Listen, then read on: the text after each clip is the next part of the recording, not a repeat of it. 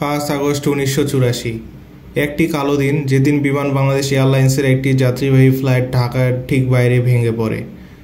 49টি তাজা প্রাণ ঝরে যায় এবং আজও এটি বাংলাদেশের বিমান চলাচল ইতিহাসের অন্যতম বড় ট্র্যাজেডি। দুর্ঘটনা কবলিত বিমানটি ছিল ফকার F-27-600 মডেলের। এই বিমানটি 1971 সালে তৈরি হয়েছিল এবং বিমান বাংলাদেশ এয়ারলাইন্সের বহরে এটি নিয়মিতভাবে ফ্লাইট করত। বিমানটি চট্টগ্রামের পতেঙ্গা বিমানবন্দর থেকে জিয়া আন্তর্জাতিক বিমানবন্দরে পূর্ব নির্ধারিত ঘরোয়া যাত্রী ফ্লাইট পরিচালনা করছিল। যাত্রী ছিলেন 45 জন, সাথে 4 জন ক্রু মেম্বার।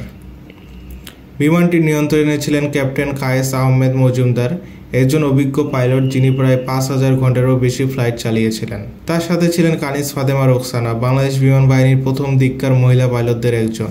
তিনি ছিলেন আত্মবিশ্বাসী, তরুণ ও অত্যন্ত দক্ষ। দুর্ঘটনার দিন ঢাকার আবহাওয়া খুব খারাপ ছিল। ভারী বৃষ্টিপাতের কারণে দৃষ্টিসীমা সীমিত ছিল। এই অবস্থায় বিমানটিকে বেতার যোগাযোগের মাধ্যমে অবতরণ করানোর সিদ্ধান্ত নেওয়া হয়। পাইলট প্রথমে 32 নম্বর রানওয়েতে অবতরণ করার চেষ্টা করেন, কিন্তু রানওয়ে দেখা না যাওয়ায় এবং শেষ মুহূর্তে পাইলট বুঝতে পারেন যে তিনি ভুল দিকে অগ্রসর হচ্ছেন।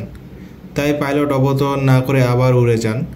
দ্বিতীয় দফায় ILS ব্যবহার করে অবতরণ করার সিদ্ধান্ত নেওয়া হয়। নিয়ন্ত্রণ টাওয়ার থেকে পাইলটদেরকে রানওয়ে 14-তে অবতরণ করার নির্দেশ দেওয়া হয়। ভারী বর্ষণের মধ্যে প্রবল ঝড়ে বাতাসে আবার অবতরণের চেষ্টা চালালে পার্শ্বমুখী বাতাসে ঝাপটার কারণে অবতরণ আবার ব্যর্থ হয়। তৃতীয়বার অবতরণ করার চেষ্টা করলে রানওয়ে 14 থেকে বিমানটি 500 মিটার দূরে একটি ডোবায় অবতরণ করে এবং বিধ্বস্ত হয়। বিধ্বস্ত হওয়ার স্থানটি ছিল উত্তরা জসিমউদ্দিন সড়কের কাছে। বিধ্বস্ত হওয়ার সঙ্গে সঙ্গে বিমানটি ভেঙে পড়ে এবং আগুন লেগে যায়।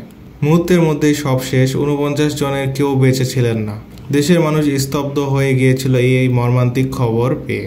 এই দুর্ঘটনা আমাদের শিখিয়েছে একটি ছোট ভুল, একটি সামান্য সিদ্ধান্ত শত শত জীবনের জন্য ভয়াবহ হয়ে উঠতে পারে। এই ঘটনার পরে বাংলাদেশ বিমান চলাচলে বেশ কিছু নিরাপত্তা সংস্কার আনা হয়।